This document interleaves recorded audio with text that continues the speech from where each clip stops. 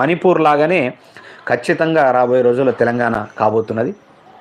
తెలంగాణలో మణిపూర్లో ఎట్లాంటి అల్లర్లు జరిగినాయో అలాంటి అల్లర్లు రాబోయే రోజుల్లో జరగబోతూ ఉన్నాయి. కాబట్టి ఎందుకంటే వాళ్ళ పరిపాలన వీళ్ళ పరిపాలన రెండు బేరీజ్ చేసుకుంటే ఇవాళ మొత్తం అన్ని పార్టీలు, సంఘాలు, సంస్థలు గుర్రు మీద ఉన్నాయి. అవన్నీ కూడా రేపు రాబోయే రోజుల్లో భారీ ఎత్తున ఆల్రెడీ ఉద్యమం చేయడానికి సిద్ధపడుతున్నాయి. ఎందుకంటే రేవంత్ రెడ్డి విధి విధానం ఏమాత్రం సరిగా లేదని చెప్పేసి ప్రజల లోపల కానీ సంఘాల లోపల కానీ బలిష్టంగా నాటుకుపోతూ ఉన్నది. మరి వాళ్ళు మార్చుకుంటారేమంటే మార్పు అయితే లేదు. ఎందుకంటే వాళ్ళ విధానం వాళ్ళు ఎట్లా చేయాలో అట్లా చేస్తూ ఉన్నారు. చెయ్యని నో ప్రాబ్లం. బట్ ఏంటంటే రాబోయే రోజుల్లో ఖచ్చితంగా తెలంగాణలో మణిపూర్ తరహాలనే అల్లర్లు జరిగేటటువంటి అవకాశం ఉన్నది. ఖచ్చితంగా